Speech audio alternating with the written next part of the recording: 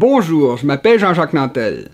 Quand je dis aux gens que la crise économique qui vient de commencer a une origine environnementale, il y en a beaucoup qui se disent « Mais qu'est-ce qu'il raconte là, lui? C'est pas les cyclones et les tsunamis qui ont créé la crise économique de 2008, c'est des banquiers qui ont fait des trop gros prêts à des gens qui ne pouvaient pas les rembourser. » Eh bien non.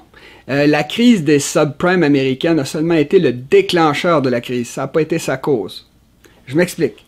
Dans le monde réel, les banquiers, les financiers et en fait l'ensemble de nos classes supérieures vivent au sommet d'une vaste pyramide sociale qui repose elle-même sur l'immense pyramide alimentaire du monde animal et végétal. Pour le dire autrement, nos classes supérieures, ce sont des super prédateurs qui exploitent 7,5 milliards d'êtres humains qui, pour leur part, sont les prédateurs des environnements naturels. Et ne vous trompez pas ici. Le système de prédation dont je parle se continue dans la nature où on trouve par exemple des tigres, des loups ou des aigles qui sont tous munis de crocs, de griffes ou de becs pour déchiqueter et manger de la viande. Et en dessous d'eux, il y a des herbivores qui dévorent les réserves produites par les plantes, etc., etc. Dans la nature, c'est rare qu'un tigre dévore un autre tigre parce que c'est trop dangereux d'essayer de le faire ou de le faire. La stratégie des tigres pour ne pas prendre trop de risques, c'est plutôt de se diviser entre eux le territoire disponible de façon à ce que chacun puisse exploiter tout tranquillement les proies qui vivent dans un petit coin de forêt bien délimité. Or, c'est exactement ça que font les gens du monde de la finance qui forment partout des cartels de banquiers, de financiers ou de compagnies pétrolières, de façon à pouvoir piller tranquillement l'ensemble de la planète. Ces gens-là font seulement semblant d'être en concurrence. Ils fricotent ensemble, ils mangent ensemble, ils se marient entre eux et proviennent souvent des mêmes universités et des mêmes grandes entreprises. Par exemple, la banque Goldman Sachs, dans le cas des États-Unis. Pour augmenter leurs chances de survie, ça fait très longtemps que ces gens-là ont mis en place un système d'entraide qui fait que, par exemple, leurs banques se passent de l'argent l'une à l'autre de façon à éviter que l'une d'entre elles fasse faillite. Si je vous dis tout ça, c'est pour vous faire comprendre que nos économies modernes font partie des écosystèmes naturels. Nos économies ne peuvent pas croître si les matières premières dont elles ont besoin sont en train de disparaître. C'est pour ça que je dis tout le temps que la crise actuelle de surendettement du monde moderne est un simple reflet, une simple conséquence de l'immense dette environnementale que l'humanité a contractée depuis la révolution industrielle et même depuis la révolution agricole. Si, contrairement à la Lune ou Mars, la planète Terre est un monde vivant, c'est parce que les bactéries, qui étaient toutes seules sur la planète pendant plus de 3 milliards d'années, ont travaillé pendant tout ce temps-là pour la rendre habitable, en créant son atmosphère, son sol et son eau pure. Et ça a pris un autre milliard d'années d'évolution environ pour que le reste des écosystèmes apparaissent. Tout ça pour dire que c'est la vie, et non pas l'humanité, qui a créé le capital environnemental que nous consommons. Je ne veux pas dire par là que l'humanité soit mauvaise, bien au contraire. Dans la nature, toutes les autres espèces font exactement la même chose que nous et se soucient très peu de ce qu'elles font à leur environnement. Toutes y prennent tout ce qu'elles peuvent, sans se soucier du reste, avec pour résultat qu'elles détruiraient facilement leur milieu naturel si elles n'avaient pas de prédateurs. Et dans les cas où elles n'ont pas de prédateurs, justement, elles font comme l'humanité et surexploitent leur milieu jusqu'à ce que surviennent des famines ou des épidémies qui exterminent une grande partie de leur population. Puis quand il y a eu suffisamment de morts, le milieu naturel récupère et le cycle recommence. C'est l'enchevêtrement des cycles de croissance et de décroissance de millions d'espèces différentes qui forment ce qu'on appelle nos environnements naturels. Il y a à peine quelques millions d'années, l'humanité faisait encore partie de ce monde-là. On était alors une espèce de singe qui se cachait dans les arbres au milieu de la forêt africaine et qui mangeait des fruits, des noix et des choses comme ça.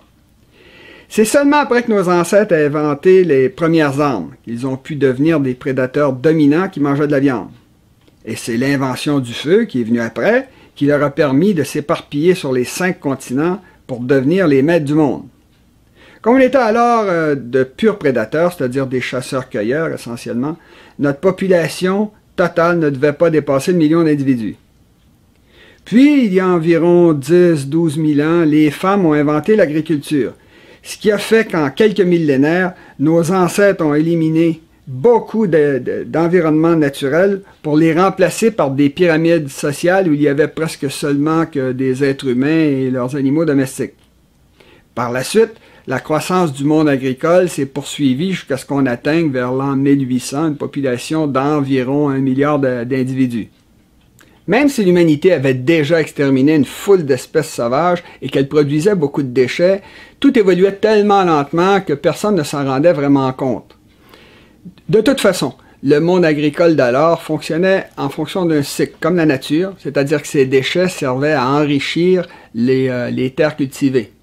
Évidemment, tout ça n'a pas empêché qu'à la fin du Moyen Âge, l'Eurasie était tellement surexploitée qu'on y trouvait très peu de forêts ou d'animaux sauvages. C'est tellement vrai qu'en Europe, les nobles interdisaient à leurs paysans d'aller ramasser du bois ou d'aller chasser dans les forêts. C'est alors que s'est produit un hasard historique. Christophe Colomb a découvert l'Amérique, c'est-à-dire un continent neuf dont le pillage allait énormément enrichir les Occidentaux. Ce pillage-là allait être d'autant plus profitable que pendant environ 2 siècles après l'arrivée de Colomb, les environnements naturels des 3 Amériques étaient en pleine récupération, en pleine expansion. Ça, c'était dû au fait qu'une foule de maladies mortelles venues d'Europe exterminait les Autochtones par millions, et ça, c'est jusqu'au fin fond de l'Alaska et bien avant l'arrivée des premiers explorateurs européens. Avec le recul brutal de l'agriculture amérindienne, une foule de territoires ont été, ça c'est sur les côtes, dans les montagnes, dans les prairies, ont pu être retournés à l'état sauvage. Un peu partout, les forêts se sont mises à repousser et les espèces sauvages à proliférer. Par exemple, les chevaux, les castors ou les tourtes que nos ancêtres massacraient par millions pour faire des tourtières. Comme l'Amérique était était en train de redevenir sauvage, était de nouveau très productive, les premiers immigrants européens ont pu y vivre en accéléré, une sorte de résumé de l'histoire humaine. On l'a très bien vu dans l'Ouest américain, où les premiers arrivés se sont comportés comme de véritables primitifs. C'étaient des coureurs de bois, des trappeurs et des chasseurs nomades qui pouvaient se permettre de faire à peu près n'importe quoi pour s'enrichir sans que ça gêne personne. Ils se sont d'ailleurs livrés à un immense gaspillage de ressources. Par exemple, quand ils massacraient des troupeaux de bisons entiers, dont ils laissaient pourrir les carcasses sur place après leur avoir enlevé les organes les plus faciles à vendre sur les marchés de l'Est, c'est-à-dire les peaux et les langues. Derrière ce premier front pionnier se pressaient des chercheurs d'or, des éleveurs de bétail et surtout des fermiers qui se dépêchaient d'aller occuper et clôturer les terres les plus fertiles. Ces clôtures-là ont déclenché dans la prairie américaine de véritables guerres du barbelé entre les fermiers sédentaires et les éleveurs de bétail semi-nomades. Par la suite, ce genre de conflits-là pour les ressources se sont multipliés à l'infini avec l'augmentation de la population et l'apparition d'une foule de métiers différents. Tout ça avait amené la création de sociétés agricoles qui possédaient des lois et des règlements qui protégeaient les intérêts de chacun, mais qui obligeaient tout le monde à travailler beaucoup plus fort pour s'enrichir. C'est le capital tiré du pillage des 3 Amériques qui ont permis aux Occidentaux de développer le capitalisme et une révolution industrielle qui, par la suite, allait leur permettre de conquérir le reste du monde. Au point de vue environnemental, la révolution industrielle a eu des effets assez destructeurs, étant donné qu'elle a amené le remplacement d'une foule d'écosystèmes naturels par des mines, des usines et de grandes villes qui produisaient une pollution monstre, qui bien sûr devait être absorbée par les quelques environnements naturels qu'on avait laissés survivre. L'industrialisation de l'agriculture et de l'élevage allait encore empirer la situation en empoisonnant les terres, les lacs et les rivières avec des engrais, des pesticides et plus tard avec des antibiotiques artificiels. Si la révolution industrielle a eu des effets aussi catastrophiques sur les environnements, c'est d'abord et avant tout parce qu'elle ne fonctionne pas en fonction d'un cycle comme la nature ou comme le monde agricole traditionnel. Jamais ces déchets ne sont recyclés. Le monde industriel pollue pour aller chercher des matières premières, pollue pour les transformer, pollue pour les consommer, pollue pour s'en débarrasser. De plus, il n'arrête pas de croître et d'augmenter ses destructions environnementales sur une planète dont les dimensions n'augmentent jamais. C'est la révolution industrielle qui a permis à l'humanité de passer de 1 à 3 milliards d'habitants entre 1800 et 1960. Ce qu'il faut comprendre ici, c'est que la plupart de nos entreprises industrielles ne sont pas rentables et ne l'ont jamais été. Si leurs bilans disent qu'elles le sont, c'est parce que leurs propriétaires s'arrangent pour ne pas payer une grande partie de leurs coûts. Pour eux, un coût est un coût uniquement s'ils doivent dépenser de l'argent. Pour s'enrichir au maximum, les industriels font toujours les trois mêmes choses. Ils produisent au moindre coût possible, ils réduisent leurs coûts au minimum en inventant continuellement de nouveaux procédés de fabrication, et ils volent tant qu'ils peuvent.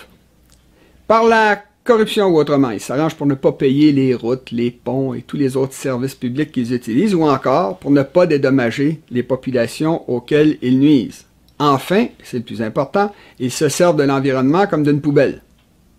Les économistes classiques appellent ça des externalités, ce qui montre bien que les défenseurs les plus acharnés du capitalisme savent qu'il n'est pas vraiment rentable et qu'il se développe en consommant un capital environnemental et humain qu'il n'a pas produit, qui ne lui appartient pas. Dans les faits, les plus riches se sont toujours arrangés pour faire payer leurs dettes environnementales par d'autres, par exemple en installant leurs usines les plus polluantes près des maisons de leurs employés, mais très loin des maisons fleuries où vivent leurs propres familles. Comme les peuples occidentaux ont été les premiers à s'industrialiser et donc à devoir vivre au milieu des déchets que ça produit, ils ont également été les premiers à exiger de leur gouvernement qu'ils les protègent, eux et leurs enfants, en passant des lois et des règlements anti-pollution. Évidemment, ces lois anti-pollution ont fait diminuer les profits des entreprises, ce qui les a amenés à déménager leurs usines les plus polluantes vers des pays où les salaires étaient plus bas et où il y avait encore un capital environnemental à consommer. C'est ce mouvement économique naturel vers le profit maximum qui a amené l'industrialisation massive du tiers-monde et qui a fait passer l'humanité entre 1960 et 2017 de 3 à 7,5 milliards d'habitants. Au sud, la croissance industrielle et démographique a cependant été tellement rapide que moins de 30 ans après les débuts de son industrialisation massive, la Chine a été obligée d'adopter à son tour des mesures anti-pollution très coûteuses pour protéger la santé de sa population, ce qui a provoqué une nouvelle migration des entreprises polluantes. Après être parti d'Angleterre, la révolution industrielle a donc fait le tour du monde, en conquérant d'abord l'Europe occidentale et l'Est de l'Amérique du Nord, avant de se répandre dans les trois Amériques, puis en Asie orientale, puis de nos jours en Asie du Sud et bientôt en Afrique noire. Très bientôt, la majeure partie des environnements naturels qui nous font vivre auront disparu. Comme la pollution ne quitte pas la planète mais s'y accumule, nous allons de plus en plus être obligés de la respirer, de la boire et de la manger. Je rappelle en passant que la majeure partie de notre nourriture est produite à l'air libre et qu'elle est arrosée de plus en plus par de l'eau de pluie contaminée.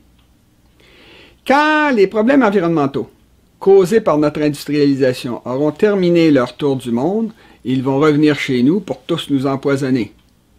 La situation ne pourra que s'empirer avec le passage du temps, étant donné que les démographes nous annoncent qu'en l'an 2100, il y aura 10 milliards d'êtres humains, c'est-à-dire 10 milliards de consommateurs qui vont tous essayer de vivre le mode de vie américain. Est-ce que nos environnements naturels, qui sont partout en déclin, vont être capables d'absorber toute la pollution que ça va produire? Évidemment que non. Et c'est également évident que le système va casser bien avant qu'on soit rendu là. C'est d'autant plus certain que depuis la crise financière de 2008, l'économie mondiale refuse de redémarrer en dépit des milliers de milliards de dollars que nos gouvernements y ont investis. Nos classes supérieures n'ont clairement pas compris que tout cet argent-là avait été se heurter à toute une série de blocages environnementaux, humains ou autres, et que par conséquent, il avait été redirigé tout naturellement vers la spéculation. Dans un sens, ça faisait leur affaire, étant donné que c'est beaucoup plus facile de s'enrichir dans un monde irréel de chiffres abstraits comme celui de la bourse que dans le monde réel où il faut se battre tous les jours avec la pénurie des matières premières ou avec des normes environnementales sans cesse plus sévères. Ça fait des siècles que des millions de financiers développent les systèmes boursiers dans le but de tirer profit de toutes les faiblesses humaines des petits investisseurs qui leur font confiance. À la bourse, tout le monde ment parce que tout le monde est en conflit d'intérêts. Les courtiers, les conseillers, les analystes qui font semblant d'être vos grands amis sont uniquement là pour faire de l'argent. Alors qu'ils savent que la bourse suit des cycles qui se terminent ordinairement par un crash boursier, ils évitent de le dire aux petits épargnants qui viennent les voir à la fin d'un cycle économique avec leurs petits 10 000 $. Au lieu de les avertir, ils leur montrent plutôt des courbes et des chiffres qui prouvent que ça fait 8 ou 9 ans que la bourse n'arrête pas de monter. En plus de s'enrichir en leur refilant des actions hors de prix juste avant les crashs boursiers, les financiers utilisent tous les petits trucs de filou que j'ai énumérés dans ma dernière vidéo. Comme à peu près aucun d'entre eux n'a été puni pour ce qui est arrivé en 2008, ils ont tous recommencé à passer d'énormes sommes d'argent à des gens qui ne pourront jamais les rembourser. Par conséquent, d'immenses bulles d'endettement sont réapparues un peu partout dans le monde, y compris dans les pays du Sud. Pour vous en convaincre, il suffit d'ajouter quelques statistiques aux données que j'ai déjà données dans mes autres vidéos. Des données que vous pourrez une nouvelle fois vérifier en vous servant de la bibliographie que je vais mettre à la fin de la vidéo. Pour commencer, à l'échelle planétaire, la dette totale, publique et privée, atteignait en 2016 325% de la valeur du PIB mondial. En 2015, celle des États-Unis était rendue à 332% de son PIB. Celle de la Chine, qui a la deuxième plus grande économie du monde, était évaluée à 280%. Et celle du Japon, qui a la troisième plus grande économie du monde, atteignait 600% de son PIB. Et on n'a pas parlé ici des dettes des pays qui sont déjà en faillite, comme le Venezuela ou la Grèce. Les États-Unis sont particulièrement affectés par cette crise de l'endettement, puisque leur dette nationale a désormais échappé à tout contrôle. Pour le prouver, il suffit de dire que le président George W. Bush, à lui seul, a créé plus de dettes que tous ses prédécesseurs réunis, que son successeur Barack Obama a fait presque pareil, et que Donald Trump a promis de continuer dans la même veine. Et n'oubliez pas que ces dettes-là ne tiennent aucun compte des sommes gigantesques qui devront un jour être versées dans les fonds de pension que les baby boomers sont en train de vider. Au niveau privé, les dettes américaines sont tout aussi astronomiques. En 2016, par exemple, les étudiants américains devaient un total de 1400 milliards de dollars. L'ensemble des prêts automobiles dépassait 1100 milliards de dollars. Et le total des dettes de cartes de crédit était de 917 milliards de dollars. Comme il va bien falloir un jour payer toutes ces dettes-là, nos classes supérieures qui n'ont pas du tout l'intention de s'appauvrir se préparent présentement à le faire en prenant l'argent nécessaire là où il se trouve, c'est-à-dire dans vos poches. Pour l'essentiel, et ils comptent y parvenir en diminuant tout simplement votre niveau de vie, par exemple en augmentant le taux d'inflation. Comme je l'expliquais ailleurs, l'argent en soi n'a pas de valeur. C'est simplement du papier ou des chiffres qui courent simplement sur des écrans d'ordinateur. L'argent est un simple moyen d'échange dont la valeur dépend de la quantité qui est imprimée. Ça veut dire que sans rien produire, ceux qui impriment l'argent peuvent acheter n'importe lequel de vos biens avec du simple papier ou mieux, avec des chiffres qu'ils ont eux-mêmes fait apparaître sur des écrans d'ordinateur. Dans les faits, l'inflation est une taxe déguisée. C'est un vol, et un vol d'autant plus dangereux que de nos jours, ce ne sont pas les gouvernements qui impriment l'argent, mais des banquiers privés qui peuvent décider à n'importe quel moment de réduire la valeur en argent de tout ce que vous possédez. Si les gouvernements les laissent faire, c'est bien sûr parce qu'ils y trouvent des avantages. Par exemple, les gouvernements peuvent augmenter avec l'inflation leurs revenus simplement parce que ça oblige les citoyens à demander des augmentations de salaire qui vont automatiquement faire augmenter le pourcentage d'impôts qu'ils doivent payer. Les Québécois disent alors qu'ils changent de braquette d'impôts. Du côté des dépenses, l'inflation réduit les les dépenses que le gouvernement doit faire, notamment lorsqu'il s'agit de payer les salaires de ses employés, étant donné qu'il faut normalement plusieurs années avant que ça soit obligatoire de renégocier les conventions collectives.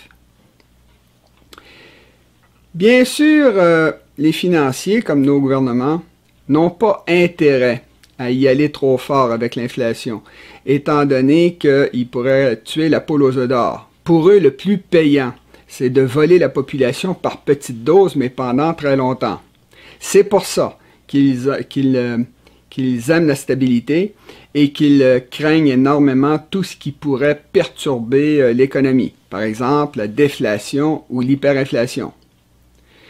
La déflation, c'est l'inverse de l'inflation. C'est la diminution régulière des prix des produits.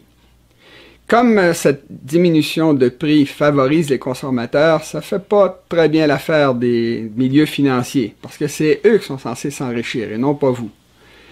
Pour les gens de la finance, la déflation n'est pas très importante si elle est le résultat d'un progrès technologique qui leur permet de continuer à faire des profits. On le voit par exemple dans le monde informatique où les compagnies continuent à être rentables même si leurs produits n'arrêtent pas de baisser de prix. Là où la déflation pose problème, c'est quand les compagnies sont obligées de diminuer leurs prix parce qu'elles n'arrivent plus à vendre leurs produits. Quand ce genre de déflation-là dure trop longtemps, les compagnies se mettent à perdre de l'argent et sont obligées de fermer, ce qui fait perdre beaucoup de sous aux banques. Quant à l'hyperinflation, il s'agit d'un énorme problème pour les milieux financiers étant donné que ça leur fait perdre le contrôle de l'économie. L'hyperinflation est toujours due au fait qu'il y a beaucoup trop d'argent dans une économie.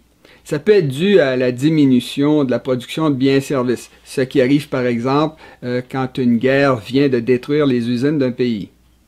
L'hyperinflation peut également être causée par un gouvernement qui a accumulé tellement de dettes qu'il ne trouve plus personne pour acheter ses bons et ses obligations, ce qui l'oblige à demander à sa banque centrale d'imprimer toujours plus d'argent de façon à ce qu'il puisse continuer à payer ses dépenses. Comme il y a toujours plus d'argent qui apparaît dans l'économie alors que la quantité de produits est relativement fixe, le prix de ces produits-là n'arrête pas de monter. Le problème, c'est que quand les prix montent trop rapidement dans une économie, ça crée toutes sortes de problèmes. D'abord, les compagnies ont de plus en plus de mal à calculer leurs dépenses, leurs revenus et leurs profits. Ensuite, leurs clients se font de plus en plus rares, étant donné que les salaires, les pensions et tout ce qui est payé dans la monnaie du pays perd vite de la valeur. Comme la population s'appauvrit, elle arrête de plus en plus d'acheter des produits, ce qui oblige les compagnies à mettre du personnel à pied qui, lui aussi, arrête d'acheter des produits. On rentre à ce moment-là dans une spirale descendante classique d'une récession. Quand ça se produit, il est très difficile de repartir l'économie sans l'aide de l'étranger, étant donné que l'hyperinflation a tué la confiance dans la monnaie du pays. Aussi bien au niveau national qu'international, tout le monde refuse alors d'échanger des produits qui ont de la valeur pour une monnaie qui en a de moins en moins. Comme les produits n'arrêtent pas de coûter de plus en plus cher, les gouvernements ont alors tendance à prendre toutes sortes de mesures qui appauvrissent encore plus la population. Par exemple, ils vont saisir le blé produit par les fermiers du pays. Ou encore, ils imposent un prix fixe pour des biens aussi essentiels que le pain, ce qui bien sûr a pour effet de faire disparaître le blé et le pain des tablettes des magasins. Un autre truc qui est souvent utilisé pour appauvrir une population, c'est de lui interdire de posséder de l'or ou de s'en servir pour acheter des biens. Parce que, voyez-vous, l'or est en quantité limitée sur la planète, ce qui fait qu'il a tendance à conserver sa valeur. Que ce soit dans l'Empire romain, au Moyen Âge ou dans les crises économiques modernes, il a toujours été possible de s'habiller richement des pieds à la tête avec une seule once d'or. Pour vous montrer à quelle vitesse l'hyperinflation peut appauvrir une population, il suffit de dire qu'en juillet 1946 en Hongrie, les prix doublaient à tous les 15 heures environ. La situation était tellement hors contrôle que le gouvernement hongrois a cessé de percevoir l'impôt parce que ça n'en valait plus la peine. L'argent baissait trop rapidement. Bon. Remarquez que, comme les riches sont toujours informés en premier, c'est-à-dire avant que les banques centrales se mettent à imprimer de l'argent en fou, ils peuvent facilement protéger leur richesse en achetant des biens durables comme de l'immobilier. Ça, c'est avant que la monnaie du pays ait commencé à perdre sa valeur. Cette stratégie-là est d'autant plus payante pour eux qu'elle leur permet par la suite de se débarrasser facilement de leur dette nationale en les payant avec de l'argent dévalué qu'il leur est alors très facile de se procurer. En quelque sorte, les riches font alors payer leurs dettes par les plus pauvres qui, eux, ont tout perdu. Notez que dans le cas particulier des États-Unis, l'hyperinflation aurait l'énorme avantage de les débarrasser de leurs dettes nationales qui, même à l'étranger, sont libellées en dollars américains. Autrement dit, les dollars que les Arabes, les Européens et les Asiatiques ont amassés au fil des décennies en vendant du pétrole et des produits de grande valeur aux États-Unis leur seraient alors remboursés avec de l'argent sans valeur. C'est pour ça que John Connally, l'ancien secrétaire américain au Trésor américain, a déclaré en 1971 « Le dollar est notre monnaie, mais c'est votre problème ». Alors, qu'est-ce qu'on peut faire ou qu'on pourra faire pour empêcher les plus riches de nous faire payer leurs dettes lors de la prochaine crise économique?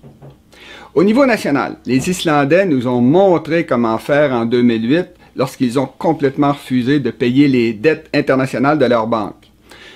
Le gouvernement islandais, qui était poussé par sa population, a alors pris le contrôle du système financier et a séparé les dettes intérieures du pays, qui ont été maintenues, et les dettes extérieures, qui, elles, ont été tout simplement annulées. Et vous savez quoi? Même si l'Islande a pris plusieurs années pour se remettre de la crise économique, elle a très rapidement retrouvé de nouveaux prêteurs internationaux, et ça c'est pour deux raisons. D'abord parce que l'Islande était redevenue un très bon risque, étant donné qu'elle n'avait plus de dettes, et deuxièmement parce que le peuple islandais avait toujours payé ses dettes dans le passé. Les nouveaux prêteurs internationaux comprenaient parfaitement que si les Islandais avaient refusé de payer en 2008, c'est parce que c'était impossible. La Grèce, de son côté, a fait exactement l'inverse et a essayé de payer ses dettes internationales avec pour résultat qu'elle se débat présentement avec une crise économique dont elle n'est pas prête de sortir. Le gouvernement grec aurait dû faire exactement comme l'Islande. Il aurait dû sortir de l'euro, ressusciter sa banque nationale, recommencer à imprimer sa propre monnaie et refuser de payer ses dettes internationales. Il aurait pu en profiter également pour réformer son système financier en empêchant, par exemple, les banques de recommencer à voler la population. Il aurait pu faire ça en leur interdisant de passer autre chose que l'argent qu'elles auraient reçu en dépôt. Les financiers du monde entier ont très peur de l'exemple que l'Islande a donné au monde. Et ils ont encore plus peur que lors de la prochaine crise économique, que ça déclenche une révolution, parce qu'ils savent très bien qu'en pareil cas, les pauvres essaient toujours de se débarrasser de leurs dettes en massacrant les riches et en brûlant les reconnaissances de dettes. C'est ce qui est arrivé dans la plupart des révolutions.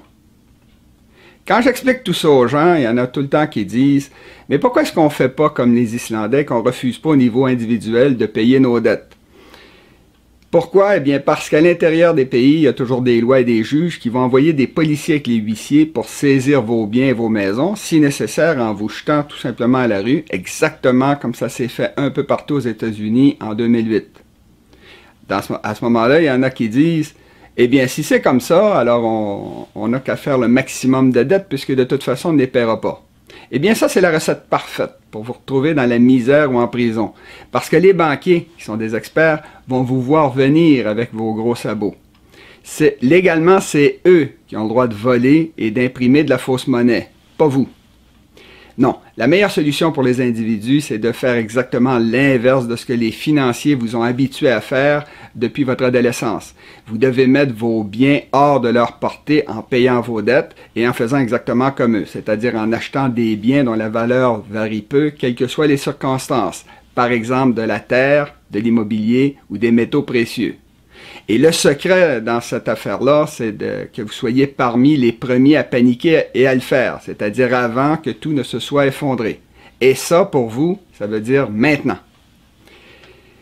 Je terminerai en vous disant que si je fais la présente série de vidéos sur la crise et que j'ai écrit un livre qui en parle abondamment, ce n'est pas pour déprimer les gens ou pour leur dire quelque chose comme « Sauvez la planète, suicidez-vous ».